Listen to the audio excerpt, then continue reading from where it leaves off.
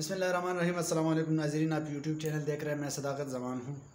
नाज़रीन, आज की जो सबसे इम्पोर्टेंट ख़बर है वो ये है कि मैंने एक सर्वे किया है। 2-3 हलकों में जाके वहाँ के लोगों से पूछा है, मुख्तलिफ़ किस्म के लोगों के से पूछा है, बूढ़े लोगों से पूछा है, एजुकेटेड लोगों से पूछा है, यंग जनरेशन जितने भी है उनसे पूछा है। बहुत से आइडियाज़ को कलेक्ट किया है और फिर मैंने एनालिसिस की है जो कि पीटीआई के लिए इंतहाई ख़तरनाक है और इंतहाई तशवीशनाक भी है। और बदकिस्मती से एक तो जिस हल्के में मैं ख़ुद रहता हूँ वो है जो कि NA-20 पर मुश्तमिल है और PK-50 जो MPA का सीट है, जिस पर मुजाहिद खान ने 2 दफ़ा इलेक्शन लड़ा है और भारी अक्सरियत से यहाँ से पास हो गए हैं मुजाहिद NA-20 से, और आतिफ खान को 2 दफ़ा हमने पास करवाया है PK-50 से। और तीसरा जो मैंने विज़िट किया है, वहाँ पे सर्वे किया है, बहुत से लोगों से मैंने पूछा है, तो वो था अली मोहम्मद ख़ान जो कि असेंबली के फ्लोर पर शेर की तरह दहाड़ते हैं, लेकिन जो हकीकत है उससे आंखें आप पहरा नहीं सकते।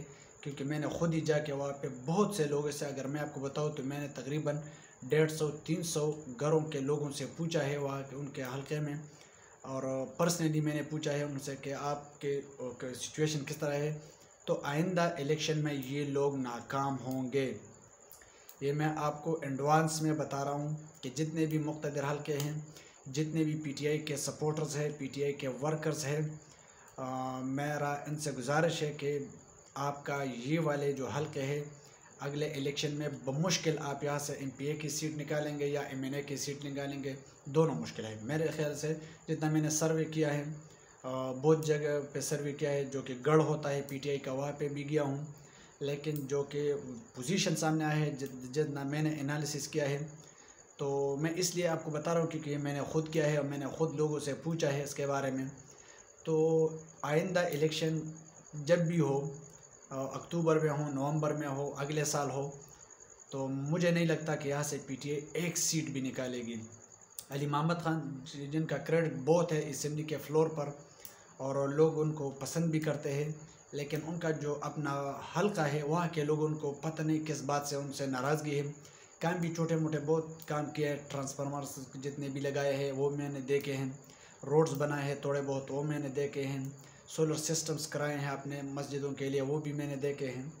लेकिन जितना लोग उनसे एक्सपेक्ट कर रहे थे उतना काम नहीं हुआ है, और जिस तरह के लोग उनसे नाराज़ है, तो लोगों का कहना था, वो भी मैं आपको बताना चाहता हूँ कि उनके इलाके के लोगों का कहना था कि हमने वोट ज़रूर पीटीआई को देना है, लेकिन अगर ये बंदा है तो फिर हम कोशिश करेंगे कि हमारा वोट तकसीम हो जाए, पूरा के पूरा इस बंदे को हम नहीं दे सकते।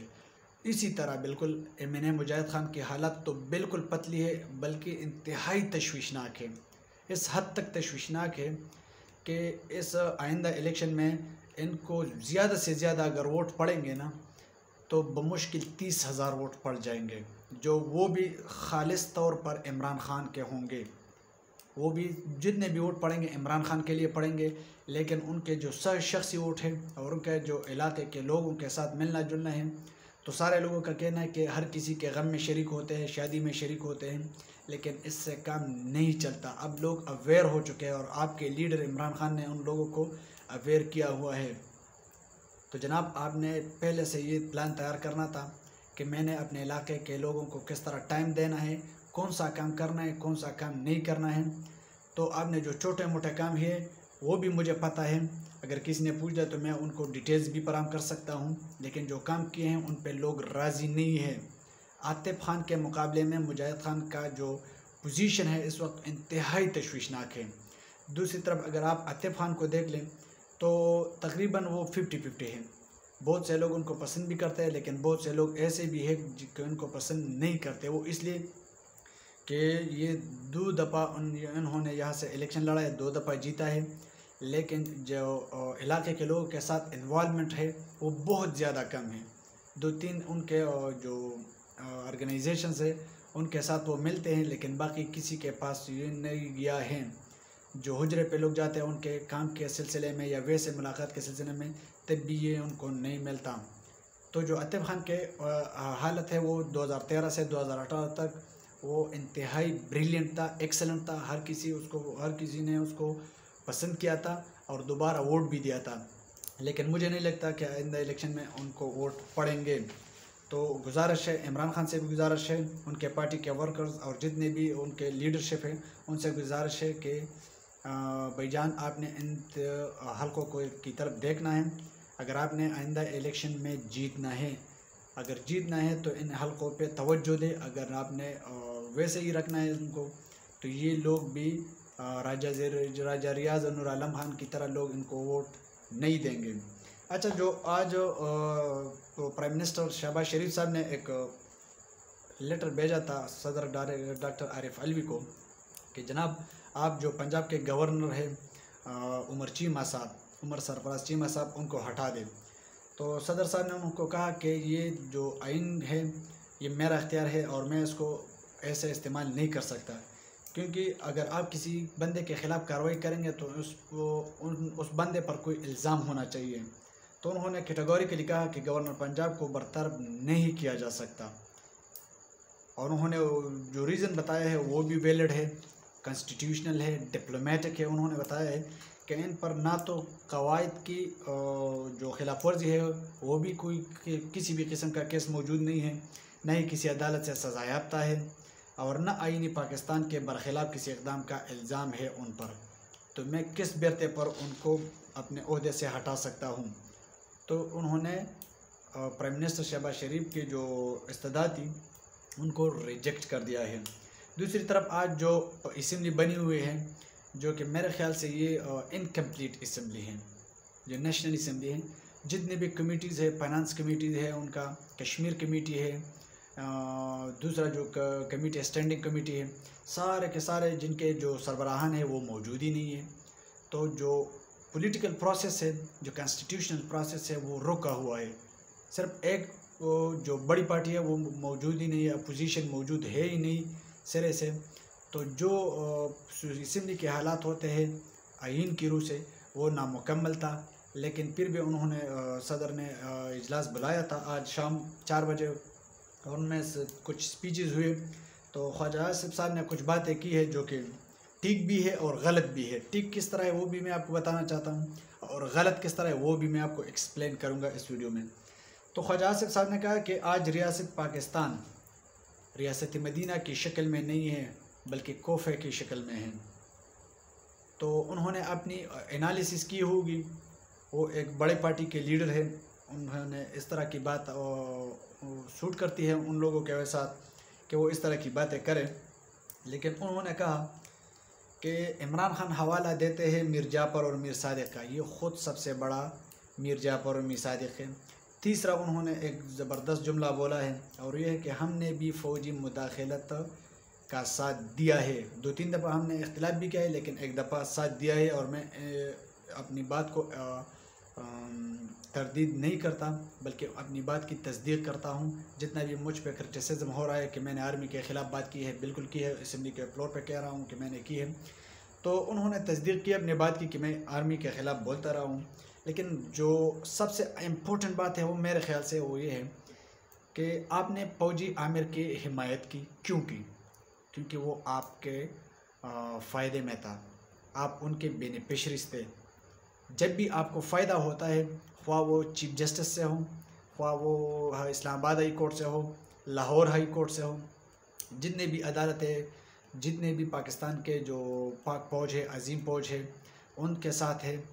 लेकिन जब तक आपको फ़ायदा होता है तो आप हर किसी का साथ देते हैं, लेकिन जब आपको इक़्तिदार से निकाला जाता है आपको, और किसी तरीके से आप पर इल्ज़ामात लग जाती है कि करप्शन के लगती है, मनी लॉन्ड्रिंग के लगती है, आपके सऊदी के इकामे के ऊपर लगती है, तो फिर आप लोग इस तरह की ख़िलाफ़ बयानबाजी करते हैं, सारे इदारों के ख़िलाफ़ बयानबाजी करते हैं। और मैं हर वीडियो में आपको बता रहा हूँ कि ये ही ख्वाजा आसिफ है कि उन्होंने यही असम्बली का फ्लोर था, और उनके असम्बली के फ्लोर पे कहा था कि हमारे फ़ौज ने किया क्या है, हमसे किस बात की ये लोग बजट खाते हैं। इन्होंने तो 48 का जंग भी हारा है, 65 भी हारा है, 71 भी हारा है, 98 भी हारा है। ये तो हर जंग हारते हैं, लेकिन फिर भी सारा बजट जो है हमारा आर्मी का आती है। लेकिन जब भाईजान आपने ये देखना है कि किस तरह आपको फ़ायदा होता है तो आप हर हर गधे को भी बाप बना देते हैं, लेकिन ये अब नहीं चलेगा। जो बातें हैं वो ट्रूथ कमीशन के ज़रिए हों या असम्बली के फ्लोर हो, अब तो अपोजिशन नहीं है। जो भी गलती हुई है, जो भी गलती आपसे जाने में अनजाने में सरजद हुई हैं, तो उसी असम्बली का फ्लोर यूज़ करके आप सारी की सारी जो आपका काला चट्टा है वो खोल के रख दे आवाम के सामने, शायद आवाम आपका साथ देगी। शहबाज शरीफ साहब ने भी कहा है, उन्होंने स्पीच के उन्होंने जो इम्पोर्टेंट बात की वो कहा कि इमरान खान चाहते हैं कि मुल्क में जमहूरियत ख़त्म हो जाए। तो जनाब जमहूरियत उस दिन ख़त्म हो गई थी पाकिस्तान में मेरे ख्याल से जिस दिन साजिश हुई। अगर साजिश नहीं हुई तो बकौल आपने आज अपने स्पीच में इस बात को एक्सेप्ट भी किया कि धमकी मिली है। बिल्कुल आपने असम्बली के फ्लोर पे कहा कि जो धमकी आमेज़ मरासला हमें मिला था।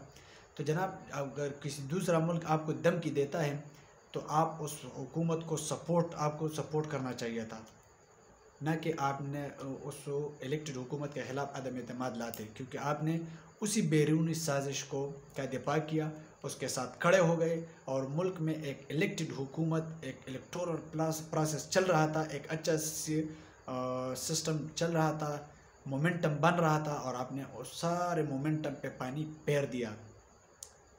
तो जमहूरियत तो आप लोगों ने ख़त्म कर दी। दूसरों को बात सिखाने के लिए पहले अपने गिरबान में सोचें कि हम क्या कर रहे हैं और दूसरे क्या कर रहे हैं। बहुत सारी बातें हैं लेकिन मैं नहीं आता क्योंकि बहुत सारी तनकीद हो जाती है फिर शहबाज शरीफ साहब पे। अच्छा, आसिफ सरदारी साहब ने एक बात की है जो कि बहुत वैलिड है, और वैलिड के किस लिए है वो मैं आपको ज़रूर बताऊँगा। इमरान खान तमाम हदें पार करता हुआ जिस नहज पे जा रहा है वो मुल्क को एक मरतबा फिर दोलख्त करने की साजिश लग रही है मुझे। तो जनाब आपको इस दोलख्त हो तो इसलिए लगेगी कि आपको इन चीज़ों का एक्सपीरियंस है, क्योंकि आपका लीडर था जुल्फ़िकार अली भुट्टो, मेरा भी लीडर था, अच्छा लीडर था। खारिजा पॉलिसी के जितने भी फ्लोर्स थे उन पे उन्होंने बहुत बड़ा काम किया, अच्छे इक़दाम किए, ज़बरदस्त काम किया, एटॉमिक एनर्जी एटॉमिक पावर के लिए बहुत बड़ा काम किया। सारे लोग मानते हैं, रोटी कपड़ा मकान किसी को मिला नहीं, लेकिन उनका एक नारा था किसानों के लिए, वो भी सारे लोग मानते हैं। लेकिन आपके लीडर ने शेख मुजीबुर रहमान से जब इलेक्शन हारी तो उन्होंने अपने मुल्क को दोलख्त कर दिया, किसी और ने नहीं किया। तारीख़ पढ़े, आपको पता चल जाएगा कि किसने दोलख्त किया था। तो जनाब जब भी आपके ऊपर केसेस आते हैं जमहूरियत ख़तरे में पड़ जाती है, जब आपको जेल में डाला जाता है तब भी जमहूरियत ख़तरे में होती है, जब आपको हुकूमत दी जाती है तब भी जमहूरियत ख़तरे में होती है, जब आपको ख़जाना भरा हुआ मिल जाता है तब भी हमारे मुल्क की जमहूरियत ख़तरे में होती है और मुल्क का ख़जाना लूटा हुआ होता है। लेकिन जब आप लोगों के अय्याशियों पे पैसे उड़ते हैं तो न जमहूरियत ख़तरे में होती है और न ख़जाना लुट चुका होता है।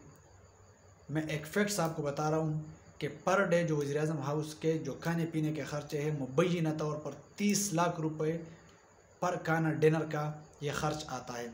और ये जो पेट सहाफ़ी है हामिद मीर के लिए एक खाना का प्रोग्राम एक दावत दी थी और 34 डिशें उसमें मौजूद थी।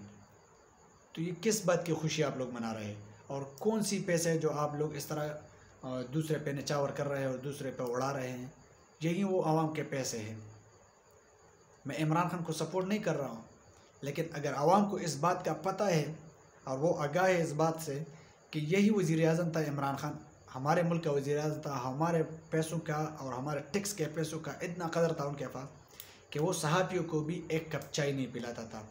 बैरून मुल्क से जो मेहमान आते थे उनको भी एक कप चाय के सिवा कुछ नहीं मिलता था।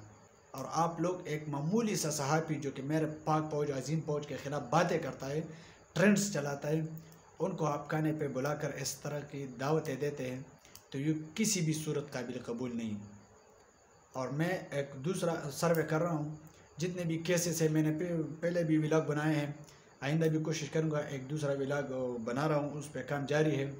कुछ मटेरियल्स की कमी है वो पूरा हो जाए तो मैं पूरा डिटेल जो शरीफ ख़ानदान के ऊपर जितने भी केसेस थे 1990 से वो पूरा आपके सामने रख दूँगा। इमरान खान के ख़िलाफ़ जितने केसेस है वो भी आपके सामने रख दूँगा। और जो इमरान खान के गवर्नमेंट के जितने अचीवमेंट्स थे, जो लोग कह रहे हैं ना कि इमरान खान ने क्या किया, तो सारा के सारा जितना भी उन्होंने किया है वो मैं आपके सामने अगले व्लॉग में इंशाल्लाह रख दूँगा। अब तक के लिए इतना ही। अपना बहुत सारा ख्याल रखिएगा, अपने इस चैनल का भी। अल्लाह हाफ़िज़।